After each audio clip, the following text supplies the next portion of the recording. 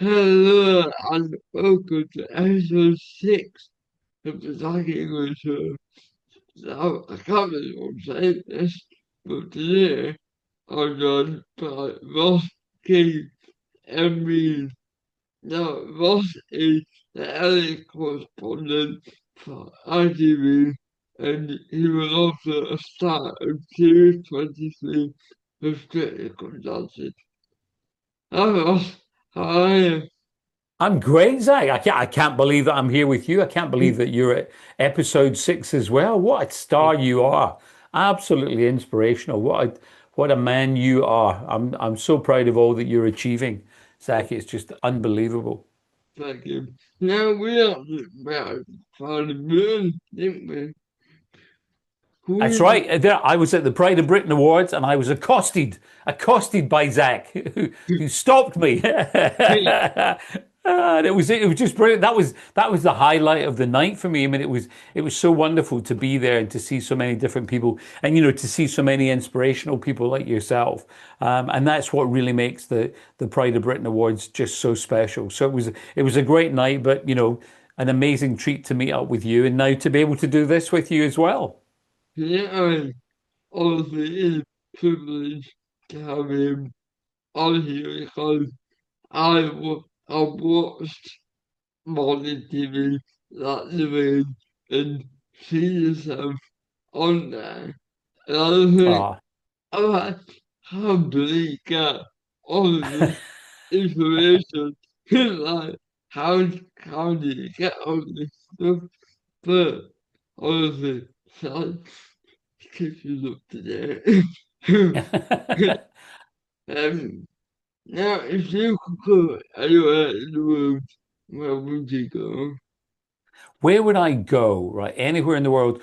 Zach, I'm from Scotland. I was born in Glasgow, in Scotland, and I would go to the Highlands of Scotland because Yeah, I'm almost ashamed to say that last year, for the first time in such a long time, I took my girlfriend and we went up to the Highlands of Scotland. We went up to Glencoe, places like that. It was so beautiful. There's a road called the Skyfall Road because it was in the James Bond movie Skyfall, and we drove along that, and the scenery was just unbelievable. The Highland hospitality. Scots are very friendly people, and especially in the Highlands. And so it was just the most wonderful little road trip that I did. And I did feel bad that I thought, well, I mean, I've lived here in America for 26 years now. But just to go back and to see how beautiful it was, and to meet the people, and to go to places like Oban and have the most amazing, fish dinners right on the seafront. It was just absolutely magical. So yeah, if I did pick one place that I would go to, then it would definitely go back to Scotland, back to my home country, but go to the Highlands. yeah. I mean, I'm across space. Um, I've only been one. I went to one what had in Dumfries and Galloway, which Oh is, yeah. yeah, but honestly, the scenery of it's like the highest village in Scotland. Oh wow. Yeah, I It, mean that whole Dumfries and Galloway area is yeah, is so lovely. yeah, where we stayed, that was it, my friend's cottage that they rented out for Airbnb. Honestly, the scenery from there was just, Ah. it, if I could go back, I would, you have me.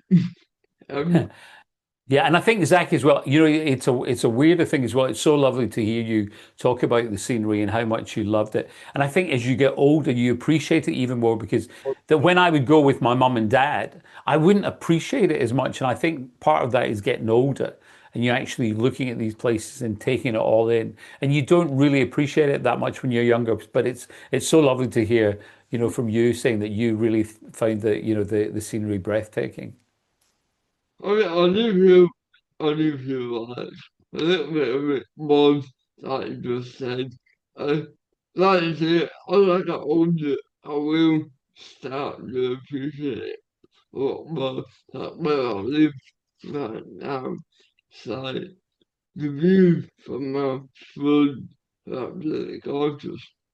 But, and it, I do appreciate it, especially because I can look out on the morning, so we get gorgeous sunset of it. Yeah. So I'm like, Hitler, it's breathtaking. Every prayer Scotland is just beautiful.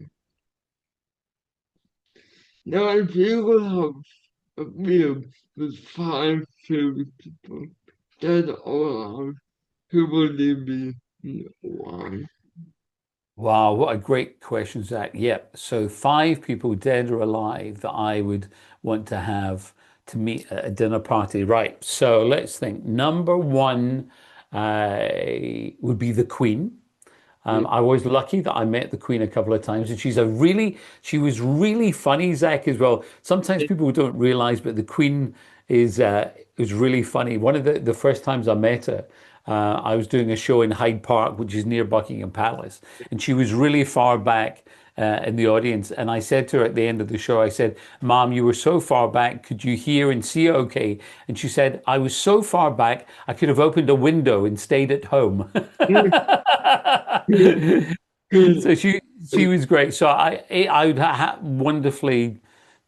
Oh, she was just a wonderful lady. So I'd love to have the Queen there. Then I would also have the King, as in the King of rock and roll. That would be Elvis. I think that would just be the most amazing thing. Can you imagine at the top table, Zach having the King and the Queen? I think that would be spectacular. Then who else would I have? I would have Sandra Bullock, the actress, just because I fancy her. I'll just be honest. I've always had the hots for Sandra Bullock, so yep, I would have Sandra Bullock. Who else would I have? I'd have Gary Barlow, my old mate from Take That, just because he'd be annoyed if I didn't invite him. To be honest, Zach, he'd be like, "Oh, really? You invite everyone else, but not But me?" yeah, So yeah. and no, Gaz has got the most brilliant stories and what an incredible career he's had. So I definitely have him. So that's Elvis, the Queen, Sandra Bullock, Gary Barlow, and I have one more. You. I'd have you there, Zach. How about that? That would be my five favorite famous people. There we are. There we are. That's perfect. Elvis, the Queen, Sandra Bullock, Gary Barlow, and you. What a dinner that would be. Well, I'm quite people privileged to be put in a list with such amazing people. So thank you. You'd Um, be great. um, actually, I didn't realize this until I was putting the questions together. You were actually first on stage when you were just 4 years old. Yeah, I know. Can you believe it? I was first on stage when I was 4 years old. Big and Uh, Yeah, it was basically it was at like preschool, and they were having a play of Dick Whittington, and I got to play Dick Whittington, and I was kind of I mean you'll find this hard to believe, Zach. I actually was very shy. I'm still a bit shy. I just don't show it that much. But they asked me to be in the play, which I was very happy about. And then I got to play Dick Whittington, and I was really unsure about the whole thing. And I remember, weirdly enough, it's such a long time ago, but I actually do remember being really, really nervous about it all. And I thought, oh my goodness me, what's this going to be like? And what happened was that I had these, because I was Dick Whittington, and obviously we were in Glasgow, and we didn't have a lot of money to have the costumes and what have you. And I had these big sort of Wellington boots, big welly boots as Dick Whittington. And as I marched onto the stage, I tripped and I fell. And as I fell, everyone gasped. And then as I fell, then I heard people laugh a bit. And then what I did was I did a little forward roll as I fell and rolled forward and got up and went, ta-da! And so I got this round of applause and I got all this laughter. And I thought, oh, wait a minute. Maybe there's something in this. Maybe there's something that I can do here. So I get applause and I get some laughter. I'll be happy. And that was it. And that's followed me for the rest of my life. That's how I've been. I've thought, get a bit of applause, a bit of laughter. I'm a happy boy, Zach. Yeah. Well, seems like you styled it out almost. Try to style it out. You tripped over your shoes, but yeah, you made it seem like it was part of the act. That's it. Yeah, it was. It was. I just made it part of the act. I wish I could do it every time now. Now, you already applied when you were 17. How did you find it? So yeah, I joined Radio. I actually joined Radio Clyde when I was 15, 16, just when I was finishing up school. And what I did, Zach, was that I was what was called the Saturday boy. So I'd go in just on a Saturday initially and work in the sports show and on another show that was on before it. And I would do absolutely everything. I was what was called the studio factotum. No job was too small. I did absolutely everything. I made the teas, I made the coffees, I photocopied the running orders, I ran in and helped edit the tapes. I would help rig the football grounds, get them ready for the games. I would Yeah, do absolutely everything. So that was my first proper job, really. I'd been at hospital radio, which broadcast to all different hospitals here in Glasgow in the West. And then what happened was that I went from that then into Radio Clyde, as I said, when I was 15, also in Glasgow. It is really weird because now sitting here in Hollywood, I always think back to when I was a kid, working there. And then we used to do this thing at the football grounds where you had to put all the gear together so they could broadcast live from a football match. And you had to go to the ground and you had to throw the cables all over the stand and pull the microphones down and get everything ready. And one day it was a cold, wet, miserable afternoon in Glasgow in a place called Paisley, which is right beside Glasgow, and St Mirren, the football team there. And I was trying to get the football ground ready. And the radio mast on the top of the radio van wouldn't quite go up. And I had to keep going up and pushing it up and kept falling down. And I remember like lying flat on top of the radio van. And I wasn't crying, but I was kind of sobbing a little bit, Zach. And I remember thinking, oh my goodness me, I just want to be in show business. What's this all for? yeah, And what's really weird, and I've mentioned this to people before, and it really is true. So when I come into my studio here in Los Angeles now, and then I flick a switch and bang, everything goes up, the lights go up, the background, and I can speak to you in the UK. And here I am 5,000 miles away, and it's literally by flicking a switch. And yeah, it's the most unbelievable thing. And when that happens, I do think of when I was that, 16-year-old kid on top of the radio van sobbing like that. And I go, this is what it was all for. yeah. I mean, I guess you is kind of like bittersweet in a sense, like you, yeah, like you can sit there, take a switch, do all this, then open up the this on just how little how you read your clients when you that over the you go, when you have that success, you can reminisce on the past. Like, oh my God, this is why that all this hard work has got me to this point. It's like, I know, back in COVID, when I was teaching the war, like, the war, the parliament, parliament debates, the bullying and all that. But then it got me to where I am today, where it was in 2023, when when you said that the law was official. So for me, it's kind of nice to reminisce back to COVID.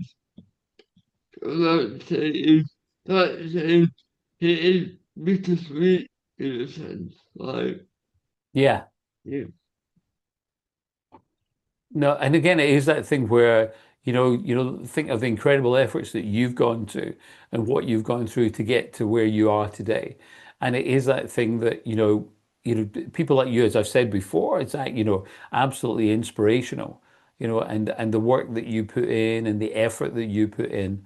And so for people like myself, nowhere near anything like what you've had to deal with and what you've had to cope with. Um, but I think the message to everyone is that if you put in hard work, you will get rewarded. And even sometimes it doesn't happen just when you think it's going to happen and when it is going to pay off. And sometimes it is years and years and years and years later.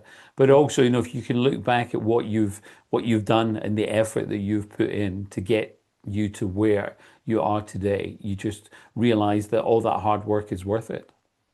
Yeah, because I mean, for example, so take an example of Florence Nightingale, the, the work that she did about what 100, over 100 years ago is still being used and still Mm. advanced as we speak. So it, you might think, oh yeah, it's nothing modern, but actually it is really impactful. Yeah. You have achieved the impossible. I mean, it's incredible, Yeah. absolutely incredible. Now, what made you want to enter the broadcasting industry? I think what made me want to get into the business was that when I was a kid growing up in Glasgow, I was going to be a footballer initially, and then realized that I just wasn't good enough quite early on. Um, but I definitely loved show business. I loved the world of TV and radio and theatre and film. My mum and dad were not in the business at all, but they were both very, very musical, and both were very, very funny. And we'd have a laugh in our house every single day. Myself, my sister Elaine, we just would have the greatest laughs with mum and dad. So we were brought up, to enjoy life and to smile at things, and even in the face of adversity, just to do our best to get through things and to have a bit of fun. So I think I certainly got that sense of fun from them.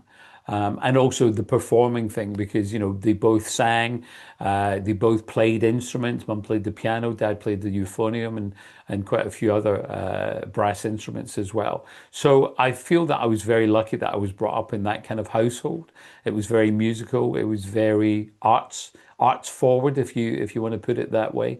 So yeah, so that was what was great, and yeah, I loved watching the TV. I loved listening to the radio, and then was so lucky that when I was so young to be given a chance by a gentleman called Paul Cooney, who I met when I was 15, 16 at the radio station Radio Clyde in Glasgow. And he was the one who gave me my chance and gave me my job as a Saturday boy and then put me on air for the very first time ever. So I was really, really lucky. But yeah, I just loved it. And I still love it. That's the thing, Zach.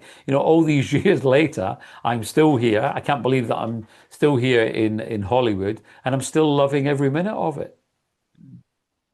I mean, I mean, I love that imagine to, and I think it is a big answer to move. I mean, you say, what you do to be a horrible actor. But like, if you put in the hard work to, like, I'm about to one of the conference for last month. I got a question saying, what if from my experiences, like, what would you say to somebody who wants to achieve something? Through it along their minds. I said, if you put your mind to it, you can achieve anything. You're so right. It's like if you put your mind to it, you can achieve anything. And again, I come back to you and the wonderful example that you set. for people is, you can do so much. And again, that's why, and I use those words, inspirational, and I don't use them loosely at all, Zach, when they apply to you. When I see what you've done and what you've achieved and what you are achieving, it is inspirational, and it's a good sign for people to realize, again, as you're saying, you put in the hard work, then you can achieve things. I always say to people, especially people when they come to America, because it's tough out here, and the business is not, it's not the nicest of businesses. It's a tough business. There's a lot of rejection in it. But if you're tenacious, that's what I will say. That's the word for me, tenacity. If you're tenacious and you really go for things and you apply yourself, and my mum and dad used to always say one thing, and I often talk about this, which is do your best, because that's all you can do. But if you can actually do your best, then that's it. You can't do any better than that. But it's everything that it takes for you to do your best, to make sure that, you are ready in whatever way, shape, or form it is. As you're saying there, when you're going to do your podcast and then you're doing your research and you're reading about who you're going to meet and who you're going to interview. And, you don't go into things and just go, it'll be fine, whatever. It's like, when I covered the Oscars, you're watching every movie that's up for an Oscar. You're watching all the short movies. You're trying to learn about this casting, the sound departments. You're trying to make yourself aware of absolutely everything, because when it comes to the Oscars red carpet, you have no idea who you're going to interview, because they literally just, people are coming along and they just suddenly stop. And sometimes even if it's somebody quite famous, and because there's a bit of pressure when you're live on TV and you're trying to think, oh my goodness me, I kind of recognize them, I'm not sure who it is. That's part of the thing. You've got to be, looking at all the movies, making sure you get the names into your head, making sure you know who people are, what it is they do, what it is they've done. And again, from an acting point of view, if you're going to class, if you're learning lines, you're making yourself ready for whatever it is. So again, being tenacious, working hard, there's no substitute for it. And I do like to say that with the podcast, like that research and thinking, even thinking of questions to put together can be really hard. Yeah. It's like I know that I did it quite, I can do it quite quick, but you know, it does take a lot of time to pick up the pace, and then to get your first, to get your brain thinking. And, but yeah, like saying that with the Oscars that happen, you don't know who you're going to get. It's like, when I was thinking about with the podcast, like, I was like, I remember who we speaking to and what it was about. Whatever. So when I'm in school, I've been doing nothing. I mean, I got my skin today. And then I've got Harriet Kendall next week. Oh, wow. Yeah, I've got a Harriet going on. And then, but yeah, it's like the amount of time, research, it, get waiting, obviously, waiting, like, waiting to find out that, so, it, but the broadcast industry is very, very time consuming. It is time consuming. It is, yeah. But again, that's it. You just got to put in the work, and when you put in the work, just like you do as well, that's why you achieve success, just as you're doing, and you've got your own podcast. Yeah. But, but yeah, I do feel like it is, yeah, I would like to say it's very time consuming. Yep. Now, did you enjoy Strictly? Oh, did I enjoy Strictly? Oh my goodness me, I had an absolute ball. I loved every single minute of it, Zach. You know, from the very first day, I was so lucky to be paired with Jovita, who was just, wonderful, just a brilliant dancer, a brilliant teacher, such a lovely person as well. She had so much patience. I joke and I say she didn't have the patience of a saint. She had the patience of about five saints to try and help somebody like me who couldn't dance. She was just lovely, and I had the most fantastic time. But again, it's interesting, because we were talking about hard work, and I think sometimes people don't realize with something like Strictly, you agree that you will go into training for 8 hours a day, and it really is 8 hours a day. And it's 5 days a week. You're in there, you're practicing, you're rehearsing, and it is a lot, especially for someone like me who's not a dancer.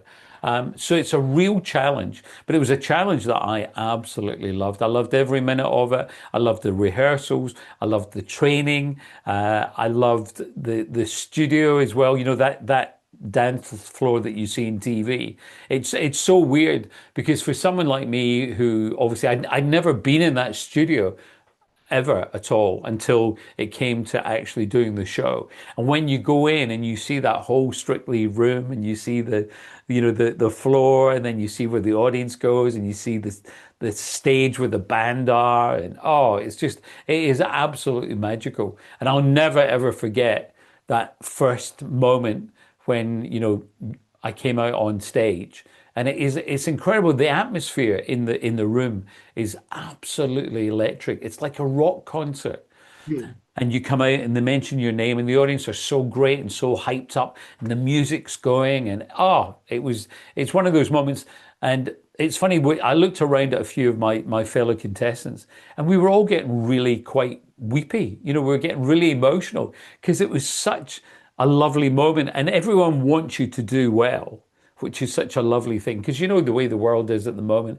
It's a strange, strange place, the world, and people not wanting people to do well and things like that. There's a lot of negativity in the world. But when you're in that atmosphere there, the positivity is unbelievable. And so it just makes it, so, so special. And then I think also what is lovely is because of what happens with Strictly and the chances that it gives you also away from that, because obviously the chances are I might not have met you had I not done Strictly and then been invited along to the Pride of Britain Awards where I got to meet you. So all the different little aspects of it just make it just probably one of the most wonderful experiences of my life. Yeah. I have certainly dreamed to do it. Uh, Ah, I was at the Pride of Britain Awards, so when Ashley said, welcome to Catholic Consultant, we were looking way at this side of the stage, Mum said, there's welcome there. We're like, oh my God, Craig, but I got Craig or somebody to give to us. yeah. We did not expect the whole cast to come. I was what the going on. Honestly, I will never forget that. I watched it back and I'm like, did that even happen? It was special, and I think for all of us to be there, and as you say, yeah, sometimes don't expect the whole cast to turn up, but it was such a lovely night. It's a lovely night for all of us, and to get to meet yourself and so many other people that were there that are so deserving of the Pride of Britain Awards. That makes it a really special night, and I'm so lovely that you say that it was nice for you to meet all of us, but again the pleasure really was ours as well. Yeah, I do appreciate it. Like, I mean, for me to get recognized with the award was unbelievable. And then Yeah. to get the whole cast, like I said, I was like, oh my God, Greg or somebody else, or Taylor, or not, or one of the judges. Yeah. And when you were coming out, when that had the what was it? It, yeah, I'm speechless just thinking. Ah, It's like on that stage, I mean, that stage is huge. isn't it? Yeah, it is huge. And you look out that It was room and like, it's oh, like, like had George Hislop, who was command written your fundraiser.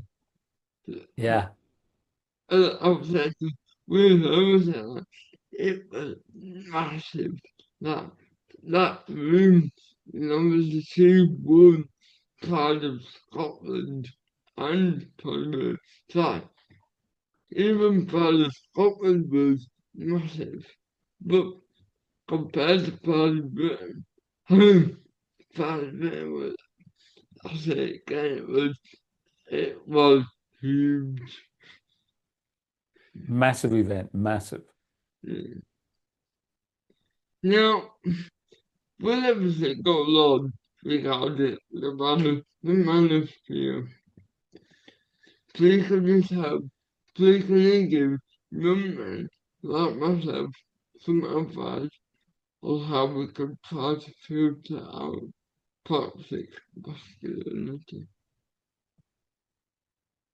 So yeah, in terms of the way that things are here, it's a strange, it's a quite a strange time out here at the moment because what's really interesting is for someone like yourself who's so young Yeah, that you won't know a lot of things that have gone before here in Hollywood. And what's really interesting is that sometimes they're a little bereft of new ideas.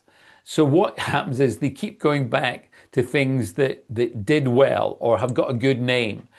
So instead of sometimes coming up with original things, for example, we've got Top Gun 3 coming out, or it's going to be made now. So what's really interesting is that they sometimes just don't think, right, let's get something brand new, let's get something fresh, yeah, something, that's new and exciting. It's a little bit like, well, what worked before? Oh, Top Gun worked. And so then they made another version of Top Gun.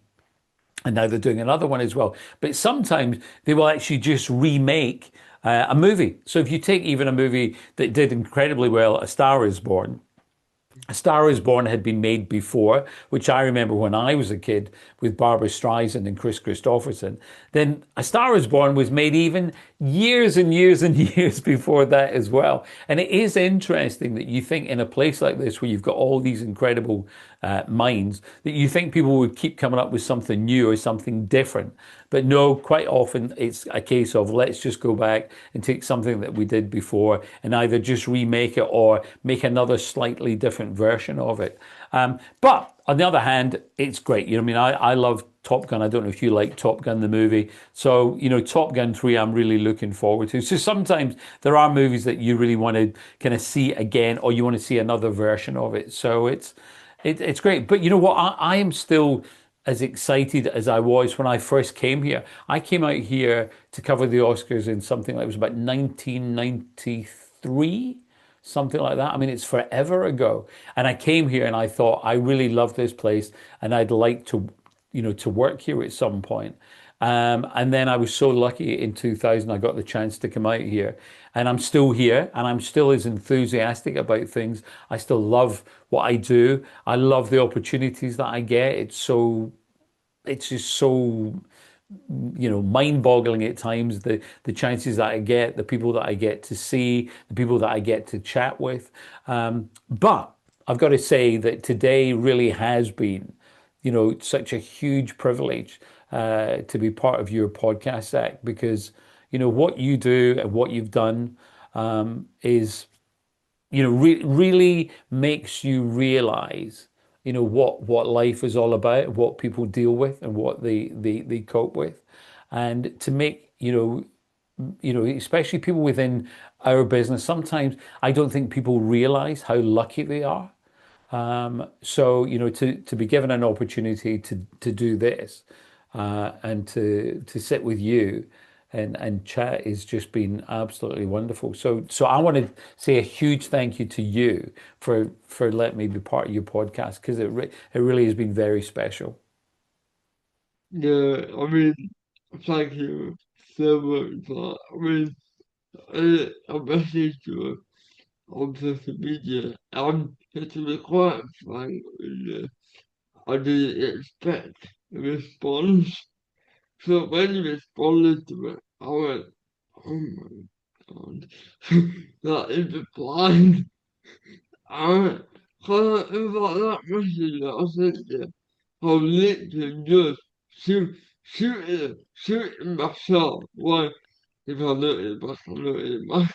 But it was, I was like, Camden, how am I managed to get lost on a podcast? And I didn't feel like we going back to toxic masculinity with the Louis Manosphere documentary and seeing snippets of the documentary and how some men are so narrow-minded and all the above that are wrong. So there was like men like you,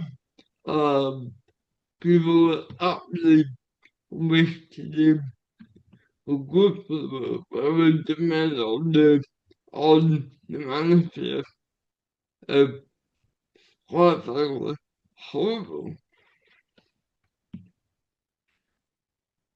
It's I'm kind of speechless for once in my life today, uh, with everything going on. But thank you once again. Wishing you just the most amazing success, and you absolutely deserve it, Zach. So I'm giving you a big hug from Thank Hollywood, you. Thank and you. and and sending you love from La La Land. Yeah. Um, what have you seen the documentary about? Have you seen the manosphere? No, I haven't seen the documentary. No. What what was your take? Because you was about, but if you, what would you say to men my age? Like, what would you say so that we don't fall down that path, that we don't end up being in a position where we have that mindset? I would say that the you know if you look at other people and as I'm saying to you today, I look at you um, for inspiration, and I think that we're so lucky in life to have people like you that we can look to for inspiration. And again, I go back to all the things that mom and dad said to me when I was a kid, which were, just do your best. That's all you can do. Yeah, And I think also in life to be kind. I know it's an expression that we often hear a lot, and it doesn't seem to really sink in that much for a lot of people. But I think to be kinder in this world and just to do good and to try and be a better person. But again, from your own point of view, to just do the best that you can do. And once you can do that, you can say, "That's it. I've done my best." And it sometimes takes a heck of a lot to actually do your best.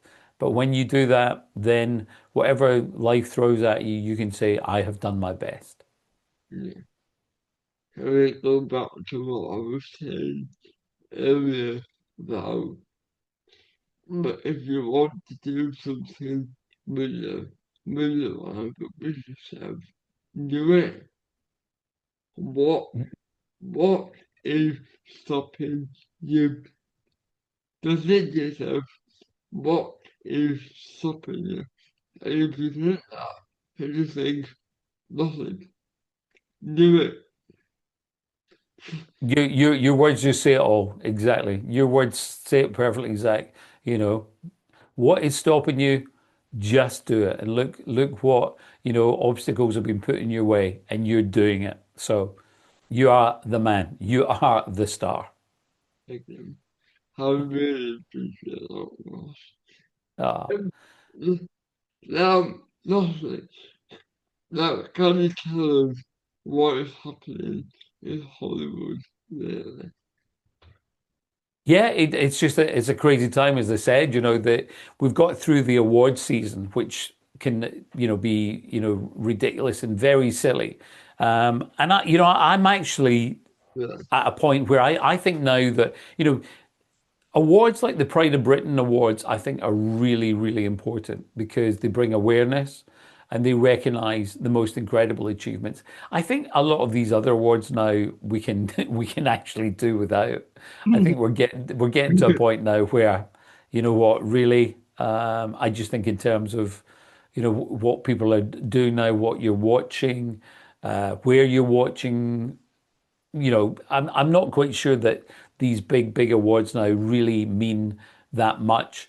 When I was a kid, the Oscars was this incredible opportunity to see people that you would see them in a different way because you didn't really know much about films. Film stars were just film stars that were in films. You didn't see them out and about really, or there was no social media. You didn't see them on Instagram. You didn't hear them talk all the time. So all that's all gone, and we've sort of demystified that whole side of things, which is not a bad thing. But yeah, I think when we get to a point, I think it's recognize unbelievable true achievement in the face of the most incredible things that that you've gone through and others have. So I think when it comes to the Pride of Britain Awards, that's a great thing. I think out here now, maybe we should let them go. But yeah, so it's a little bit quieter out here in Hollywood at the moment. But there's always something. There's always some, mad thing that will happen. There'll be something that will happen in the entertainment world that will make me laugh, or else there'll be something silly. That there was a really weird thing where when babies were misbehaving or crying, or really young children, if the parents just said Jessica to them, it stopped them. I have no idea. We still don't know why Jessica stopped them and what that was all about. So I love the fact that there are really silly things happening in this town because at the end of the day, this is one of the silliest places in the world, Zach. So I never take anything here too seriously at all. You know what? We just get on with our life. We do what we can. We do our best, and you know what? We try and have fun, and we try and smile.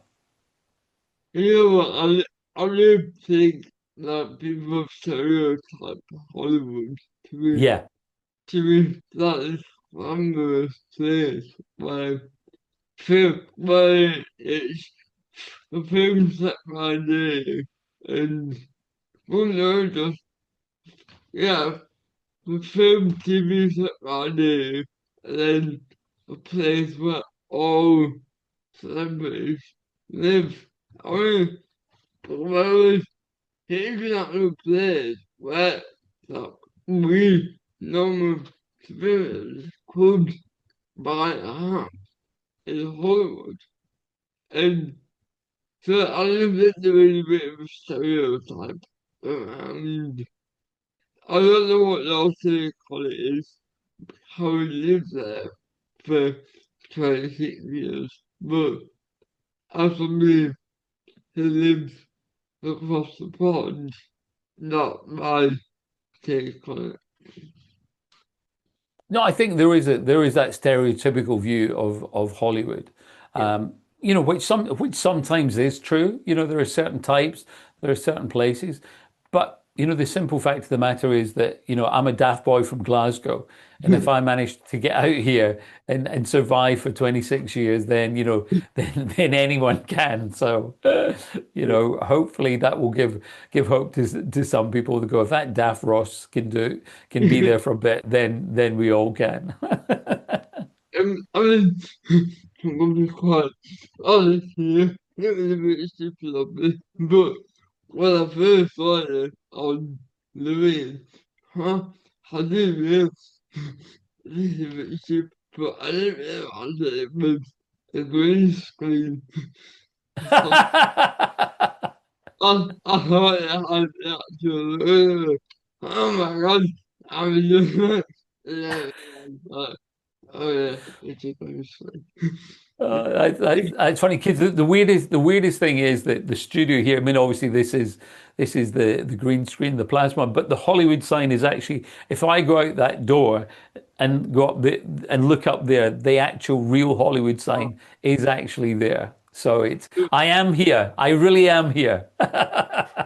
If we could, after this, we could send me a photo I will. I will definitely do that. to say that. Like, thank you, for what you're listening to the second with me, second one. And a huge thank you to Ross King for joining me. Thank you, pal.